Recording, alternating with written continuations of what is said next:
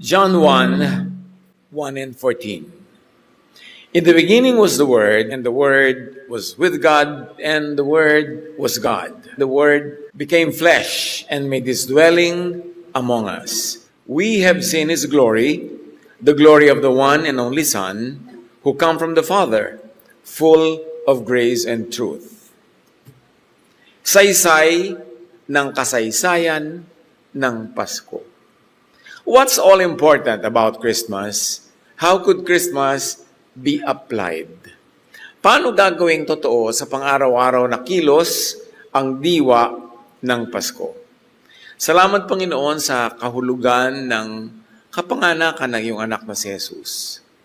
Ituro niyo po sa amin ng mas malalim, mas mainam kung paano ito'y pamumuhay at kung ano talaga ang kahulugan nito sa pang-araw-araw na buhay.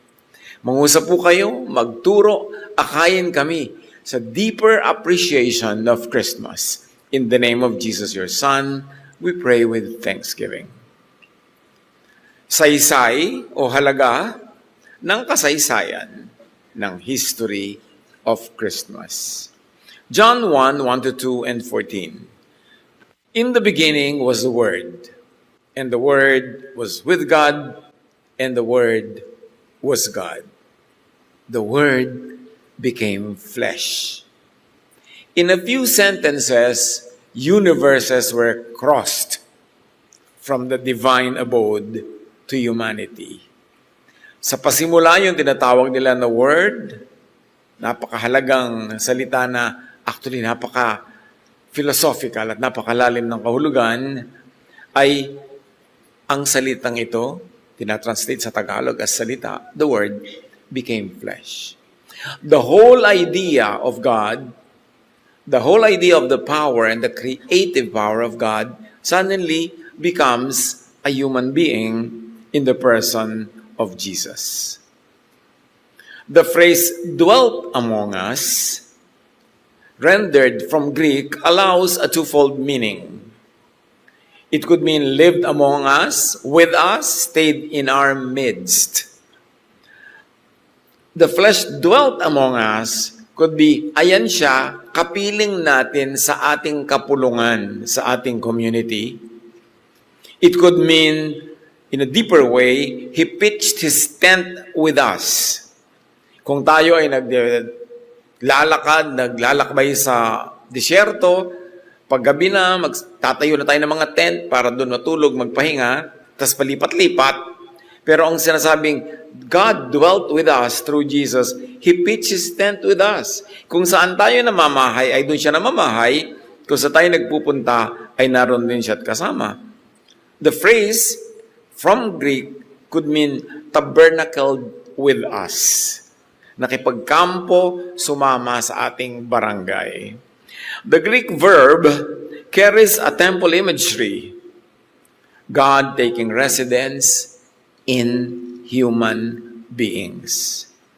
This is very revolutionary dahil sa religious teachings and tradition, na uso nung panahon na ito itinuro, na bagong-bago sa pandinig ng mga tao, God did not take residence among the people.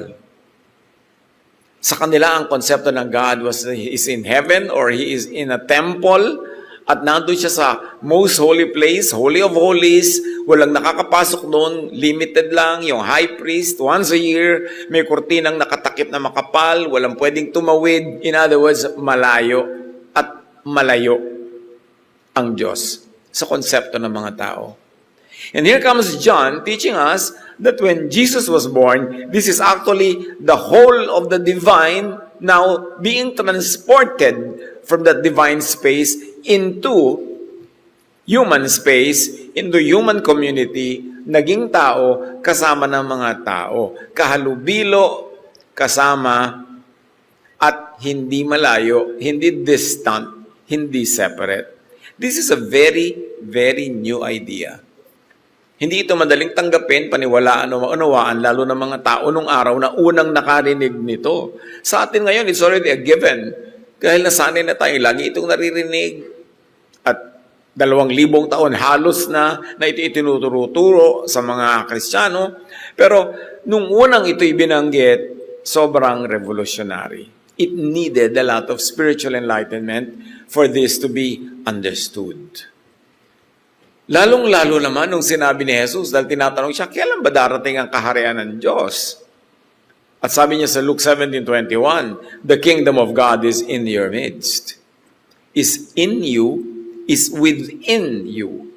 Lumapit ang lumapit hanggang pumasok sa puso ng tao, nakiisa sa espiritu ng tao, ang espiritu ng Diyos, to the point that Paul would later say, your body is now the temple of the Holy Spirit. The concept was, God was in a stone temple, a temple made of stone, separate from the people, at may intermediaries siya, mga priests, between the divine and humans. Suddenly, through the birth of Jesus, the divine becomes accessible. Naaabot, naririnig, napupuntahan, nakakausap, in fact, nananahan ang espiritu ng Diyos sa puso ng mananampalataya. Ang laking lipat ang naganap. So anong saysay at application ng Pasko dyan? The divine incarnated. Jesusness was born as Jesus the person. The word, the idea that was about Jesusness is now a person called Jesus. Para sa atin, gusto nating magkaroon ng Pasko, gusto nating ipamahagi ang Pasko, be an incarnation of the incarnation. Kasi sabi, whoever believes in me will do the works I have been doing, and they will do even greater things than this. Sabi ni Jesus, ang naniniwala sa akin ay gagawin ang mga ginawa ko. Hihigitan pa nila ito dahil dadagdagan ko pa ang kapangyarihan na ibibigay sa kanila. I'm going to the Father, and I'm going to stand between the Father and humans, between the divine and humans, and make the power of heaven available to all who believe. Kasi sabi, kung naniniwala kayo sa akin, patunayan nyo, gawin nyo ang mga ginawa ko. Siyempre, ang gagawin natin ginawa ni Jesus ay yung magmahal sa mga tao, magturo sa kanila, tanggapin sila, pagalingin ang mga may sakit, ibsan ang kanilang uhaw at gutom. Yun ang gagayahin natin, hindi yung napako siya sa krus, papapako din tayo. Hindi yun ang ipinapagaya sa atin. Kundi yung mabubuting gawa niya sa pagpapalaya ng mga tao, pagbibigay ng kapayapaan, ng peace of mind, at pagpapalaganap ng pagmamahalan. Operationalize Christmas. Habang sabi ng Merry Christmas, maligayang Pasko, padala-padala ng mga greetings, what is important is for Christmas to be born in your manger. Si Jesus, bilang sanggol, isinilang sa isang lugar at inilagay sa sabsaban, sa manger, sa pakainan ng hayop. Tayo ngayon yung manger na yon. Let Jesus be born and be placed into your heart. And from that heart, grow to mature and to minister to many others. Paano natin gagawin yun? Buksan natin ang ating puso, tanggapin natin si Jesus, hindi lang sa salitang tinatanggap kita, kundi tanggapin natin yung katuruan niya, unawain ito, at ipamuhay, at ibigay na halimbawa sa bawat isa, at ipamahagi ang kanyang pag-ibig sa lahat ng ating mararating, then nagiging totoo yung Pasko. We operationalize Christmas. We become the manger into which the infant is placed and from which the infant grows to maturity. Na ang puso natin ay mag-host ng Espiritu ng Diyos at tayo lalago, bubuti, babait, dumadami ang ating minamahal, tinuturuan natin sila ng pag-ibig ng Diyos at habang nangyayari yon, ang pag-ibig ng Diyos na tinanggap natin ay naililipat-lipat natin sa iba, dumadami, lumalaganap yung kingdom of God on earth. Na parang ang mga outpost noon ay yung mga puso ng bawat isang pinagaharian ni Jesus. And when the earth is filled with that love, that's when the love of the Lord will rule all over. Siyempre may kalaban yon dahil may ibang gustong manirahan sa puso ng mga tao. Yung espiritu ng galit, espiritu ng pag-aaway, ng pagkamuhi, mga espiritu ng inggit, ng mga walang katapusang contest at gera, kailangan yung magapi ng espiritu ng pag-ibig. At pagka yun ay tumanggap ng pagpapatawad ng Diyos, naunawaan ng pag-ibig, ang grasya, ang kabautihan ng Diyos, at ito'y tinanggap at nagbunga ng kapayapaan. At dahil doon ngayon siya rin ay maaari ng magbahagi ng kabutihan, ng pagpapatawad sa kapwa, na kagandahang loob, at yung mga makahawa sa kanyang pag-ibig ay maghahawa rin sa iba. That's when the world, the entire planet becomes the kingdom of God. Meanwhile, bawat isa is a tiny kingdom kasi sabi ni Jesus, the kingdom of God is in you, is within you. Hindi nyo kailangan puntahan sa isang lugar, hindi nyo kailangan layuan o hanapin kasi nasa sa inyo. John 1:14, we have seen His glory, full of grace and truth.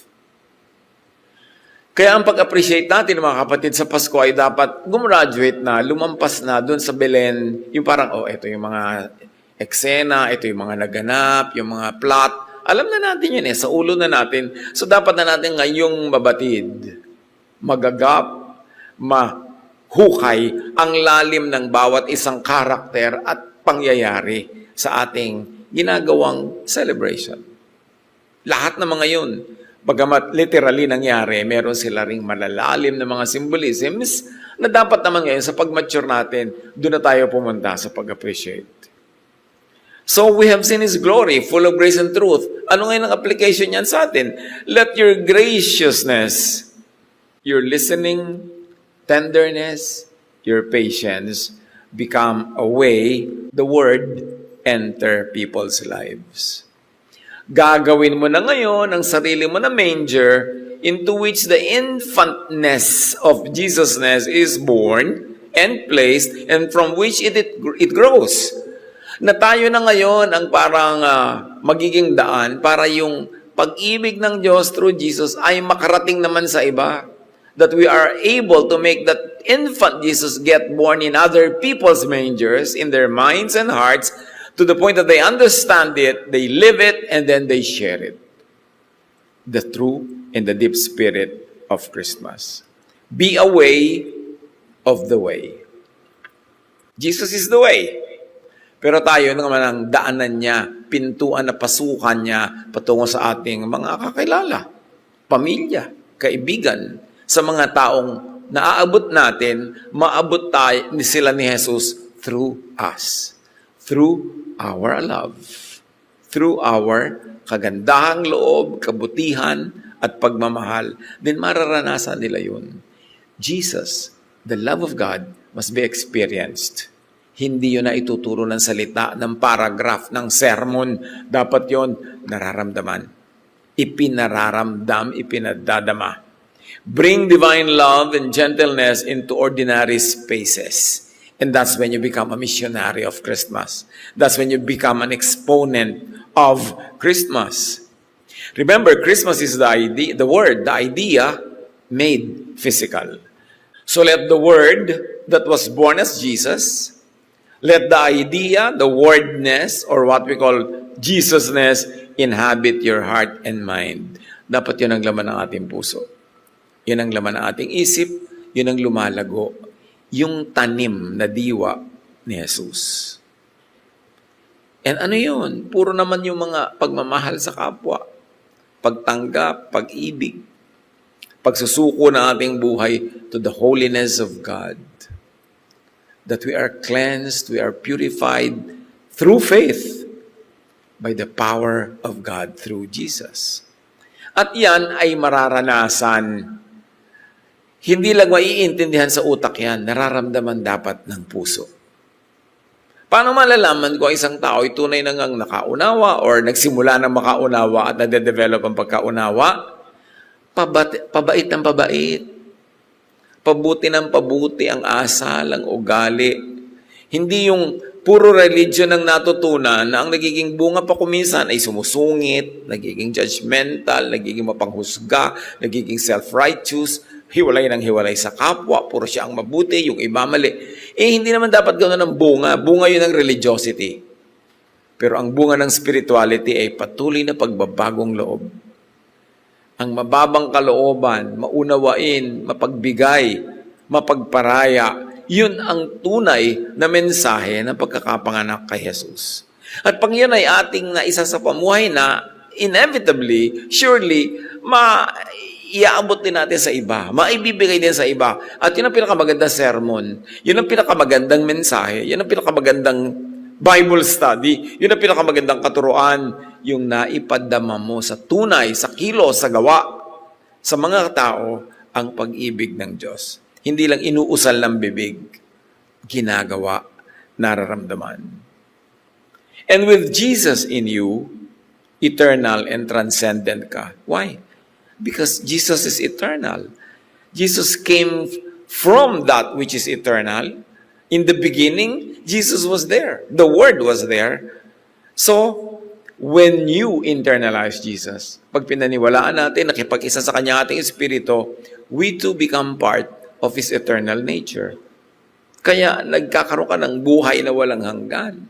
Mamatay man ang katawan, katawan lang yun. Pero yung Espiritong nakipag-isa na kay Jesus ay patuloy na mabubuhay dahil nakipag-isa tayo to Him who is eternal. So, pag na-internalize natin mga kapatid that we are eternal, we have an eternal nature, hindi lang tayo lifetime dito sa earth, hindi lang tayo year or month or week or hour or minute, it will affect our behavior. Let the eternal divine rhythm soften your actions and reactions. Widen your kindness, lengthen your patience. Kasi eternal ka. Hindi ka dapat i-define ng isang moment lang. Nainis ka, nagalit ka, sasabog ka na, maninira ka na, makakasira ka na ang tagal-tagal ng effect sa iyo at sa kapwa. Don't let passing moments define you. That's part of the gift of Christmas. Hindi ka seasonal. Hindi ka lang momentary. You have eternity in your spirit.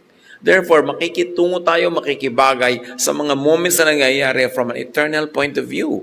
So if it doesn't matter 10,000 years from now, it does not really matter. What could anger you in a split second should not be allowed to anger you in a split second because you are eternal.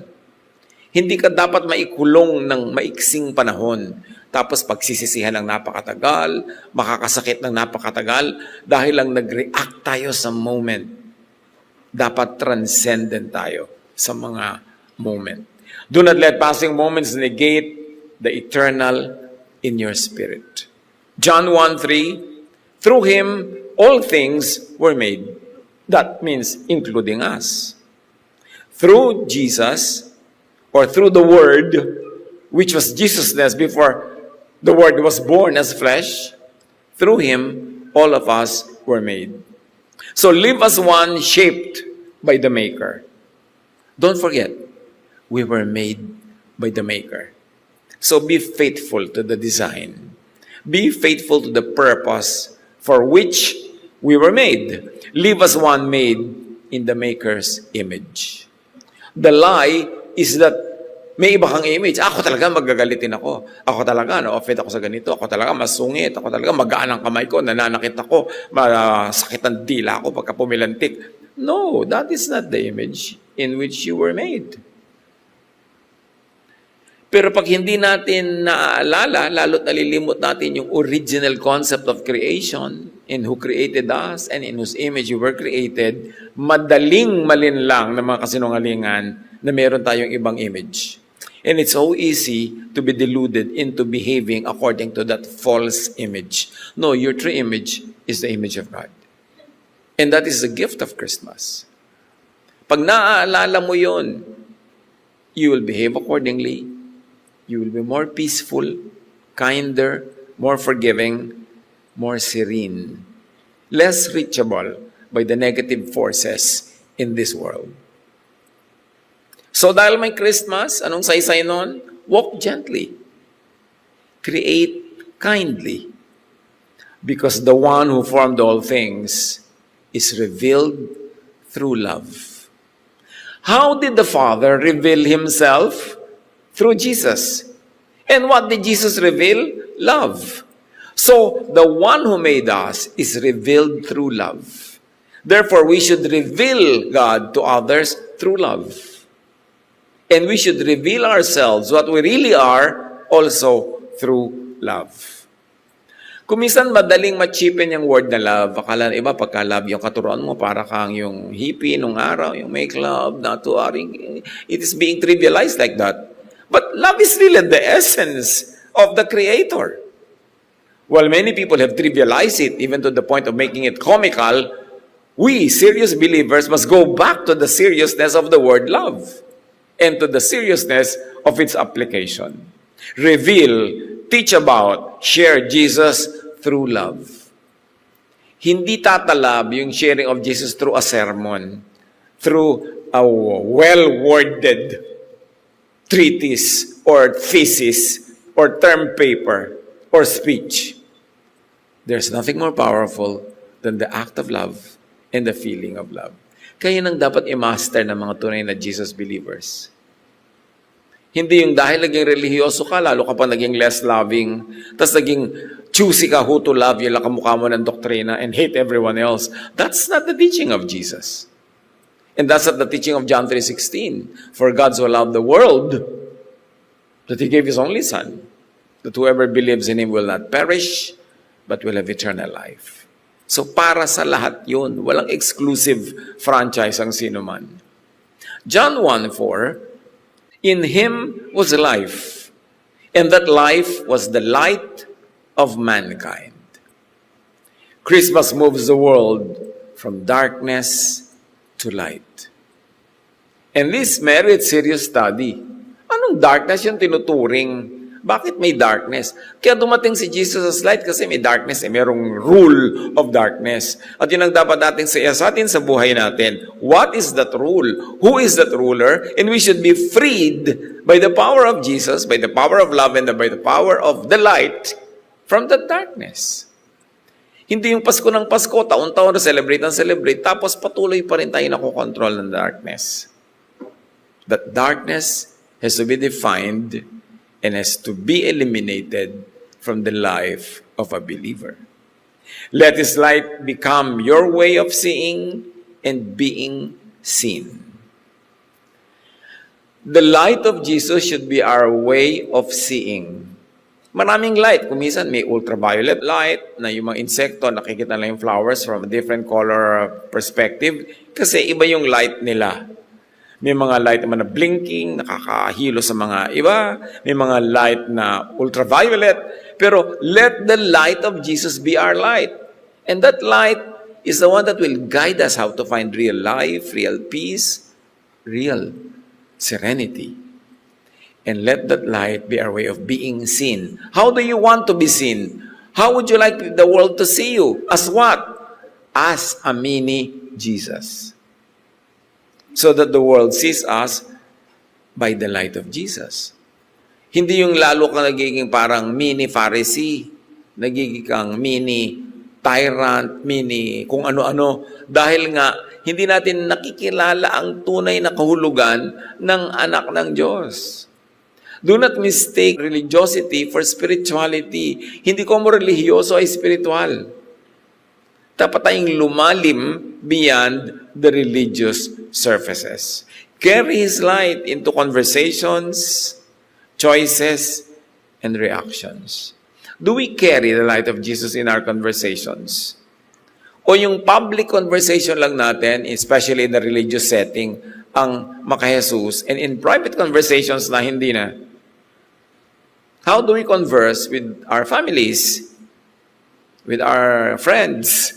Dala-dala dapat yung laging dala-dala yung light of Jesus para mga tumalab. Let the Jesus light illuminate your judgment, guide your decisions, and brighten your inner mental landscape.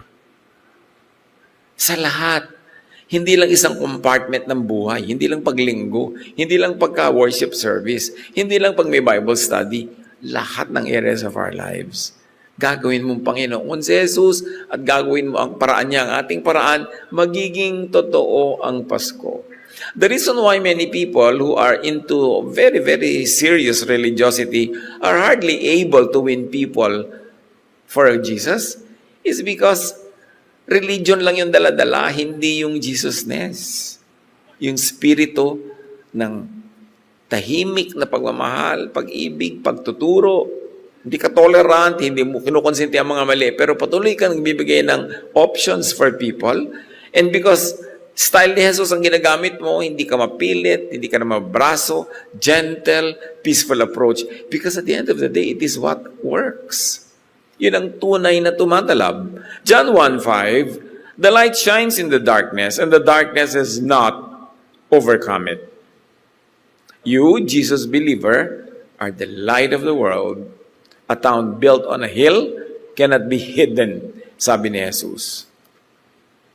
Light ka, it's enough. Hindi mo kailangan makipag-away sa lahat ng darkness. Do not argue with darkness. Just shine.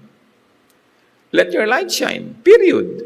Hindi mo kailangan makipagtalo, hindi mo kailangan manalo sa bawat argumento because it is the power of truth that will win, not your oratorical skills. Kailangan lang lagi kang totoo sa spirit ni Jesus, yun ang mananaig. Let your presence calm tensions. Dahil na kay Jesus ka. Let your tone soften harshness. And let your choices cut or interrupt cycles of hurt. Can you imagine? What a powerful ambassador of heaven. Kung ikaw, sa bawat may tensyon, pagpasok mo, nagkakaroon ng relaxation. Sa bawat stressful situation, pag sumali ka, nagkakaroon ng resolution or nababawasan yung gulo. Yung mga sakitan, pagka sumali ka sa equation, nagiging gentler or at least nagiging loving pa. And whenever you involve yourself in any situation, you cut or interrupt cycles of hurt. Kasi alam niyo yung pananakit, nasaktan ka, mananakit ka, pinagsabihan ka, sasabi ka rin, cycles yan eh. Pero pagka ang mananampalataya pumasok sa cycle na yon, masisira yung cycle, titigil, and it will be redirected by the Jesus energy towards peace, towards serenity. Kaya ka nga ambassador ng langit. The Jesus that's in you is stronger than any confusion or chaos around you. Live by that. And you win with your quiet affection.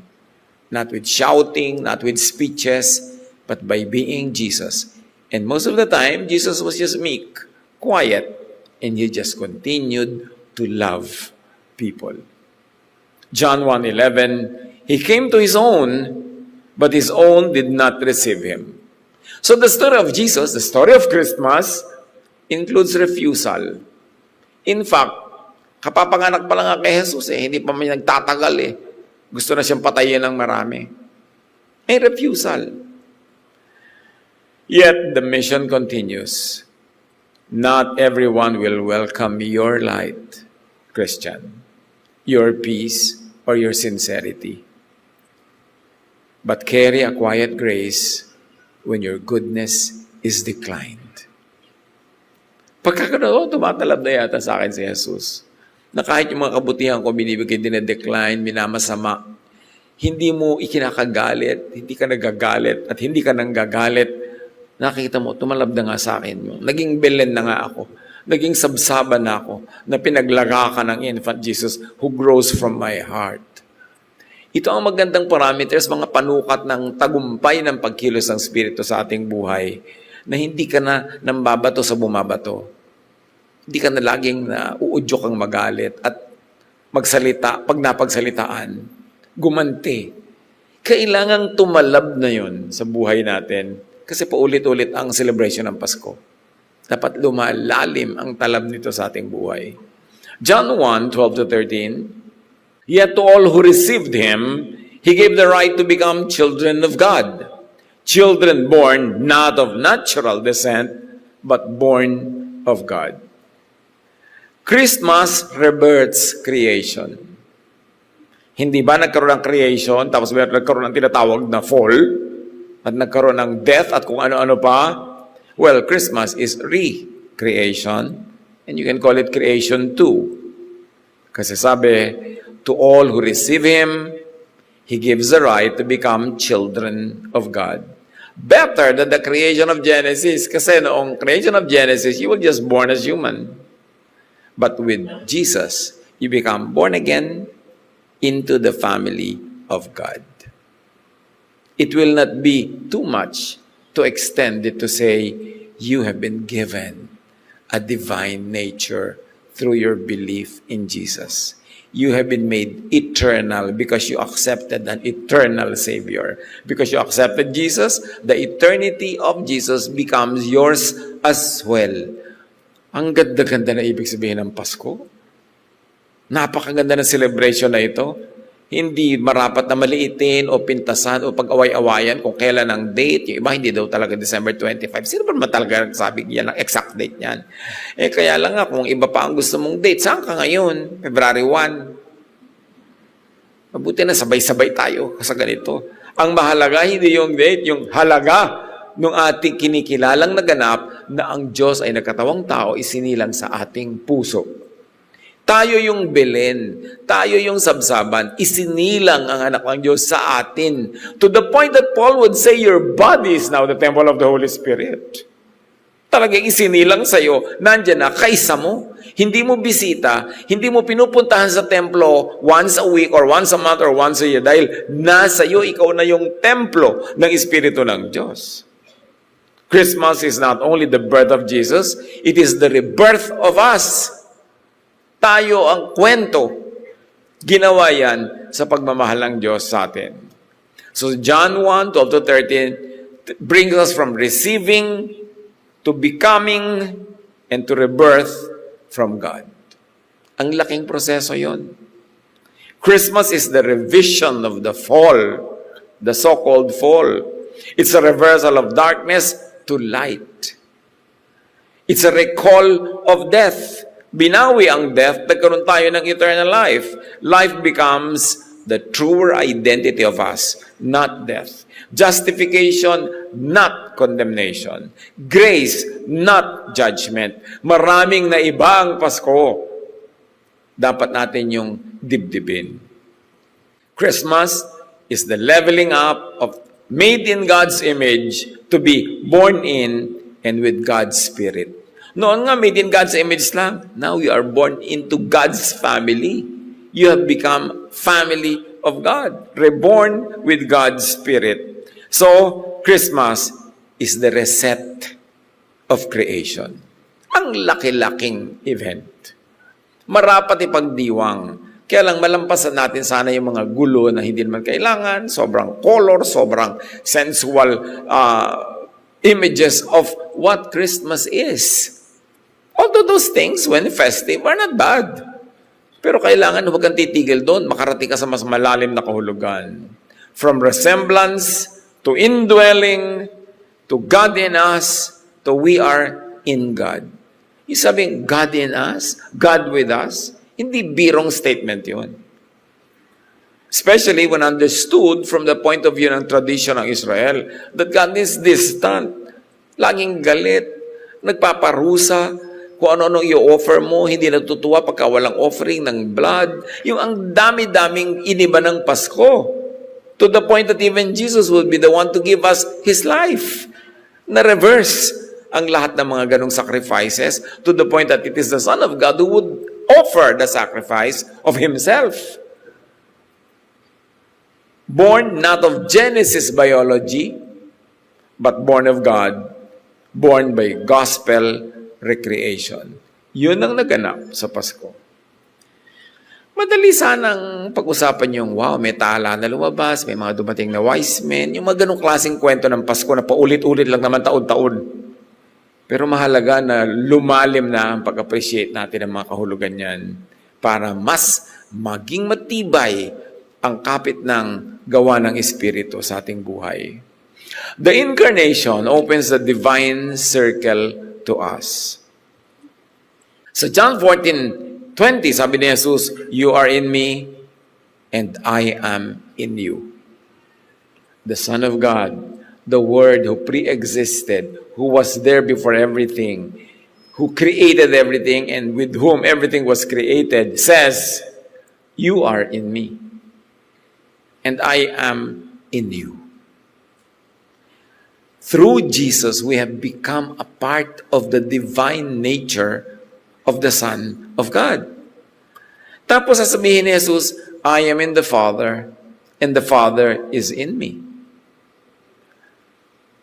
I am in my Father, and you are in me, and I am in you." John 14:20. The Father and the Son, okay, nandun sila sa circle nila eh. But through Jesus and through our faith in Jesus, we enter Jesus. Jesus becomes one with us. We become one with Jesus. Effectively, automatically, we also become one with the Father, with whom Jesus is one. So kung merong exclusive circle ang Father and Son, and include the Holy Spirit, pumasok ang tao sa divine circle na yon through Jesus.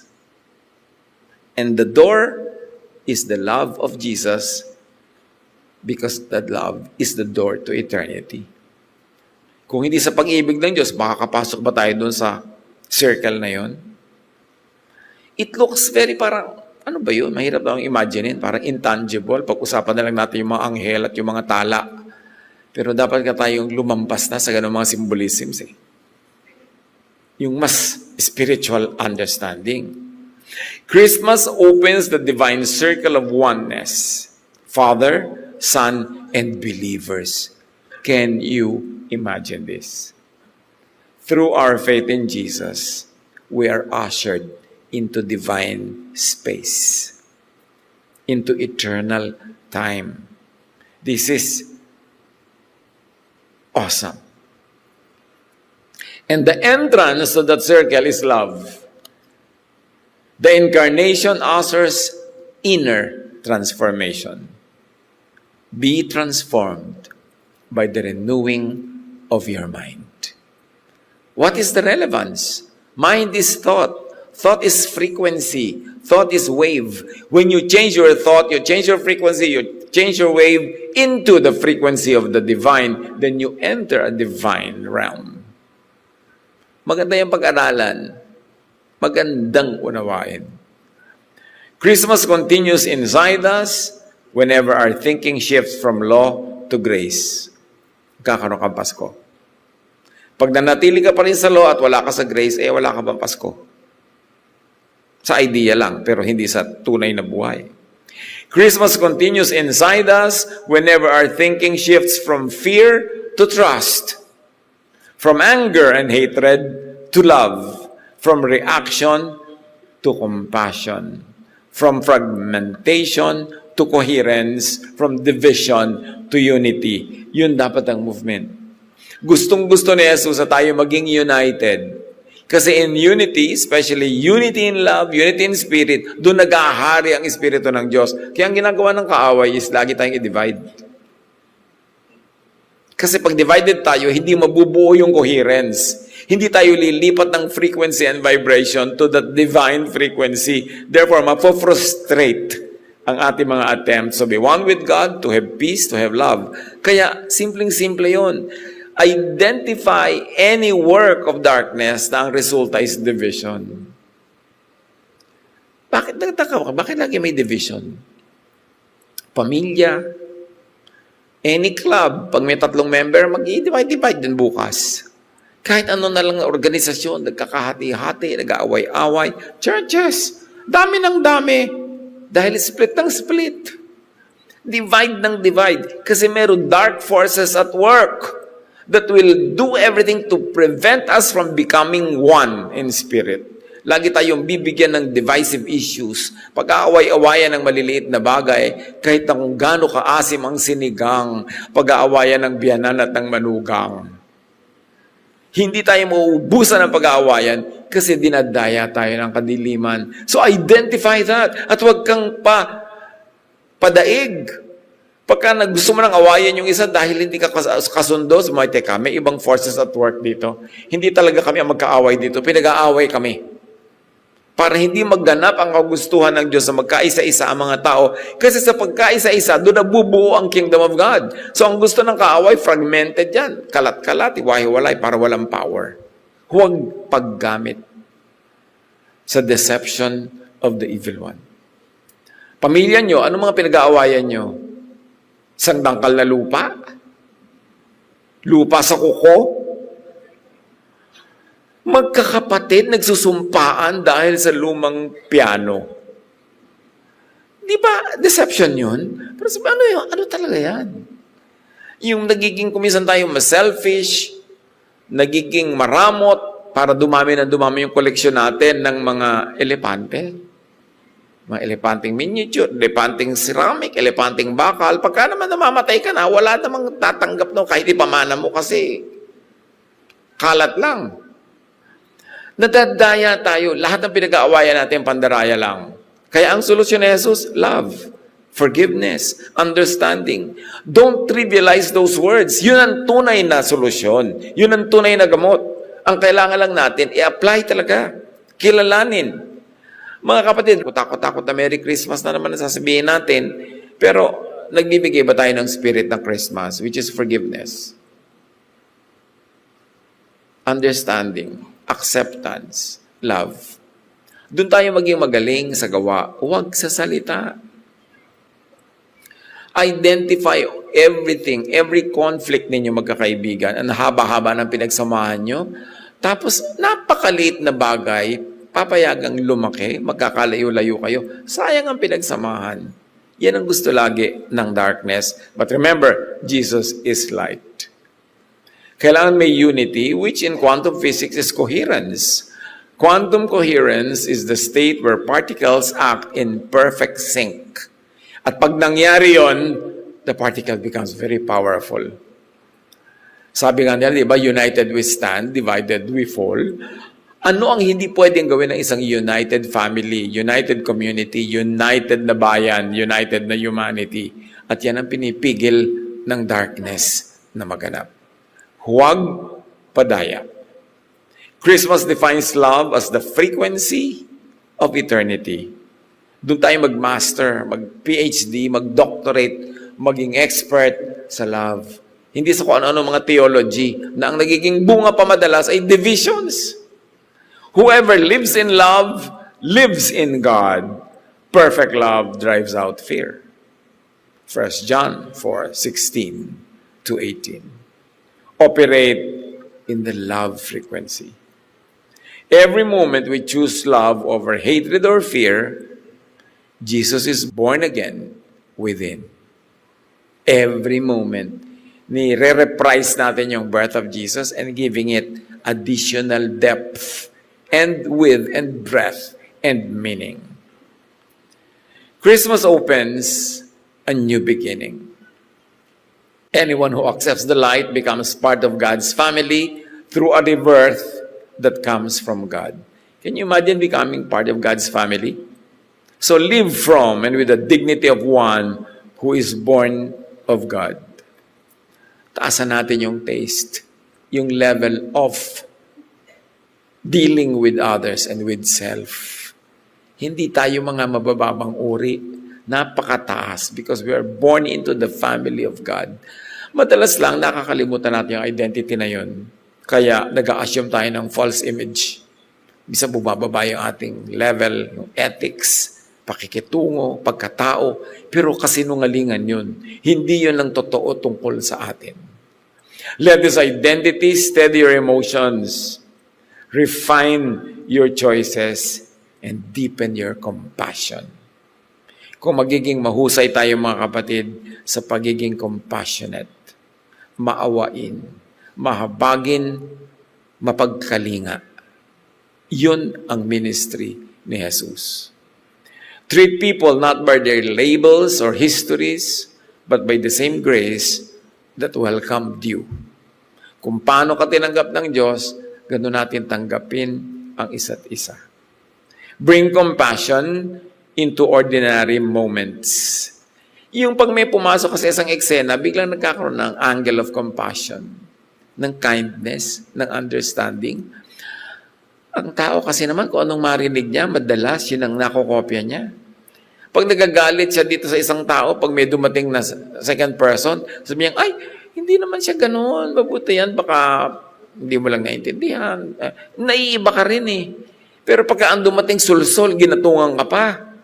Magkagalit ka rin. Doon tayo magbantay mga kapatid. Ano ang impluensya sa atin ang nakakausap natin?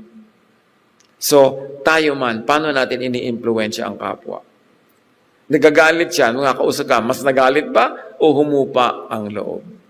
Nalilito siya, nung nakausap ka, mas nagkaroon ba ng linaw ng pag-iisip? We walk into a room and bless it because we are children of God. Pag nadibdib natin yon, kahit hindi ka magpadala ng Christmas card o magpadala ng electronic card, daig mo pa ang bumabati ng Merry Christmas araw-araw. Bring compassion into ordinary moments, into conversations, into errands, into pauses. Nakapila ka sa butika, bilihan ng gamot ang mga tao, may napansin ka na isang parang sa surface ay mukhang dukha, mukhang walang kakayanin, tingin ng tingin sa kanyang reseta, at madidinig mo, ilan po ang bibili nyo kasi nakareseta dito, 16. Dalawa lang muna. Alam mo na walang pera. Eto ka na ngayon, may pera ka naman nung araw na yon. Sabi mo, bibiling ko na lang lahat yung 16 para kay nanay dito. Yan ang Pasko. Hindi ko ano-ano mga sermon at mga ipinamimigay mong pulyeto at mga babasahin at sari-sari. Yung maging totoo. Napakaraming situation sa buhay natin na pwede tayong magpamasko. Maraming kahirapan, maraming mga pagdurusa sa mundo na pwedeng ikaw yung sagot. So whenever you are there in the circle, in that event, in that local, be the Jesusness. That will be the arm of God, the hand of God, the voice of God. Then you make Jesus known by your light. By the light that you emanate. Hindi naman kailangan laging mayroong financial cost yan eh. Maraming paraan. Yun lang ginalit ka, hindi ka nalang sumagot. Hindi mo pinatulan. Di Jesusness yun.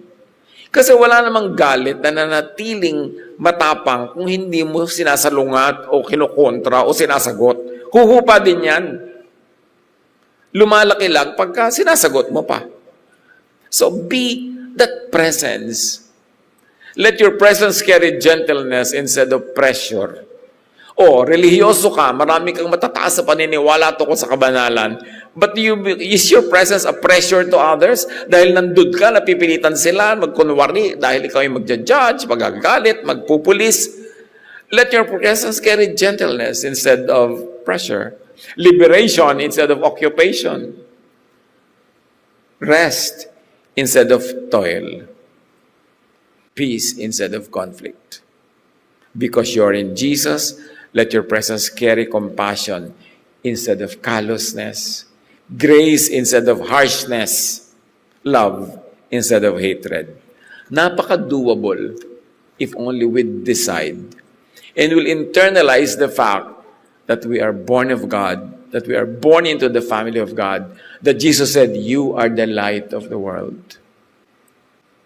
Christmas is God stepping into human darkness as light, opening the divine circle and initiating our rebirth. Napakasarap ipagdiwang. Whenever we welcome His love into our thinking, our feeling, and living, Christmas happens again and again inside us. And we can make it happen again and again in other people's lives.